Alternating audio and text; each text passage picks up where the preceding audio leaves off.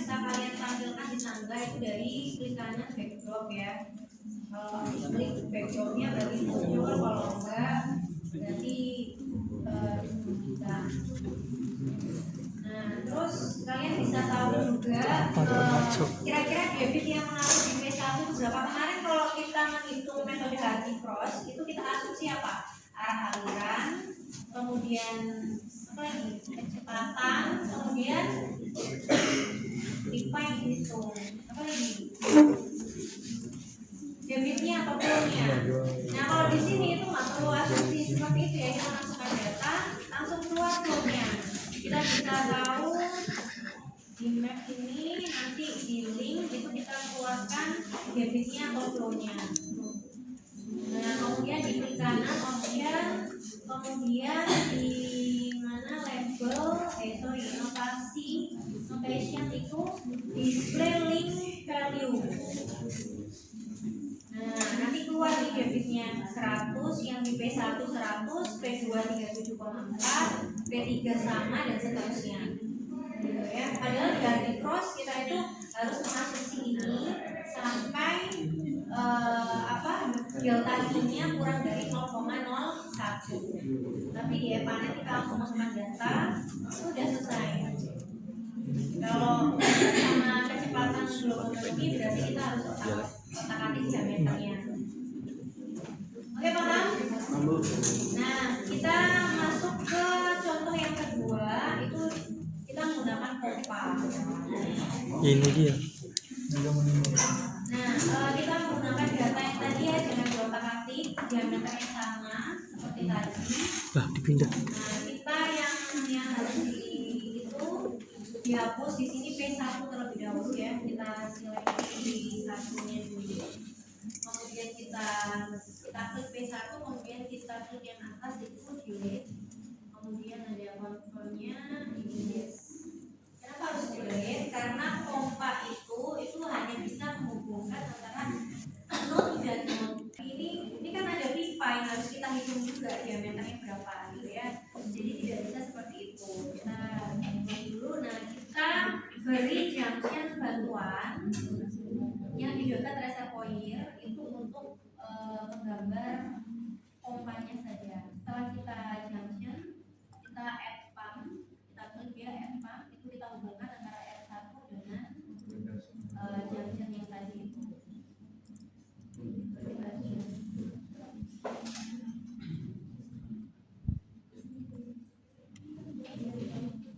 Ya, jadi kita kasih junction dulu di dekat reservoir, kemudian kita hubungkan reservoir dengan junction itu dengan pompa.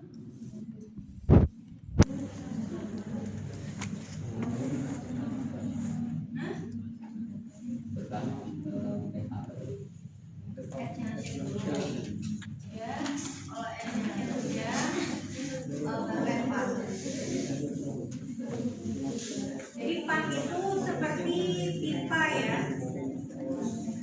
Pump itu seperti pipa. Jadi dia hanya bisa dihubungkan junction ke junction.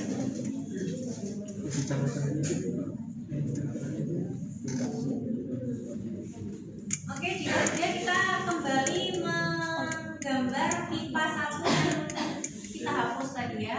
Kita hubungkan dari J yang bantuan pump tadi ya menuju ke junction 1.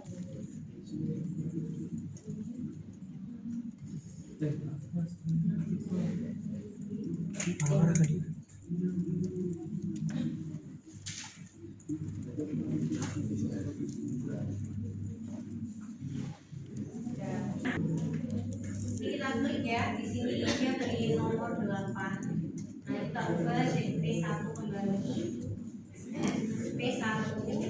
Kemudian panjang pipanya 1000, diameternya 300 ya tadi ya. Prosesnya 120. Sudah?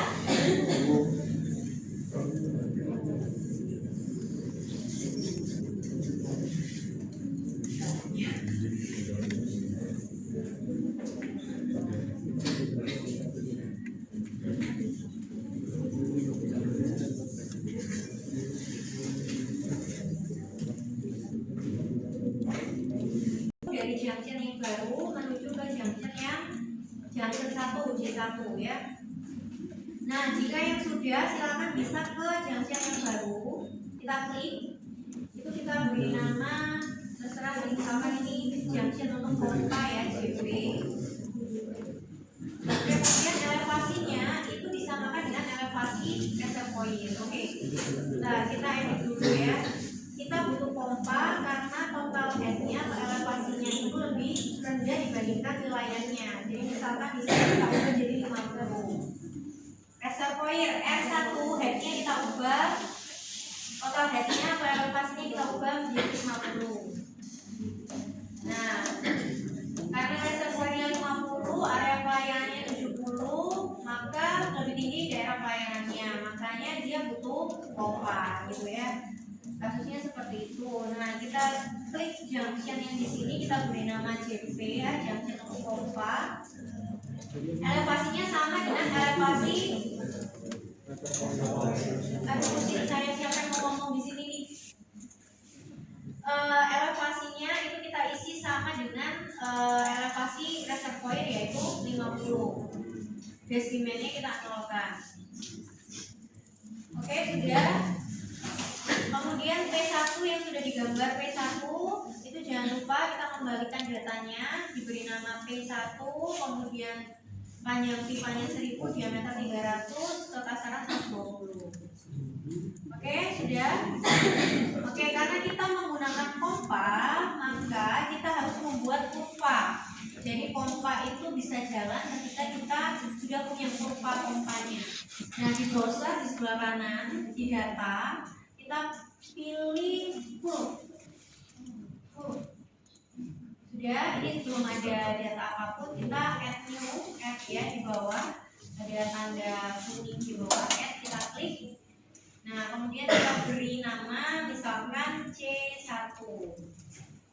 Nah, nama ini kurva ID-nya ini harus diingat karena itu yang harus diinput ke pompa. Jadi kita beri C1, kemudian flow itu adalah total debit yang dikeluarkan oleh reservoir. Totalnya, coba kita lihat total debit yang dialirkan reservoir ini debitnya berarti kan di totalnya 25 berarti 100. Nah, headnya itu adalah kebutuhan tekanan. Tadi ini contoh soalnya adalah di reservoir ketinggiannya adalah 50. Sedangkan elevasi pelayanannya ini adalah 78. Nah, 78 dikurangi 50 berapa? 28 ya. Itu adalah angka minimum head yang dibutuhkan. Nah, misalkan kita kasih 50 di sini. Minimum 28. Kita kasih 50. Kalau mau coba 28 juga boleh sih. Oke, jika sudah kita klik OK, kemudian ke browser kita pilih pump. Di browser di data ya kita klik pump, kemudian di sini sudah ada ya kita gambar tadi pump ini. Nah, kita masukkan pump-nya. ID-nya tadi apa? C1. Pump diisi C1.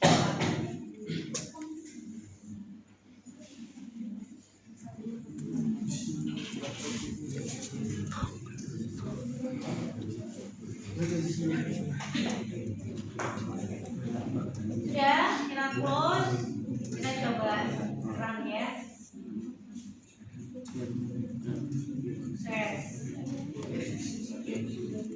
Sudah semua? Sudah. Oke, kita kalau udah tahu sukses kita cek pressernya. Pressernya ternyata ada yang di bawah 7. Kalau yang 50 itu kan memang kita isi 50 ya, yang debitnya tadi. Nah, kemudian kalian lihat di demand atau debitnya untuk reservoir dia memang harus minus ya, itu tandanya dia mengeluarkan air. Kalau plus dia tandanya masuk airnya, dapat air. Jadi kalau reservoirnya dia minus berarti salah, ada yang salah dalam penggambaran pipanya. Oke, kemudian kita cek velocity-nya.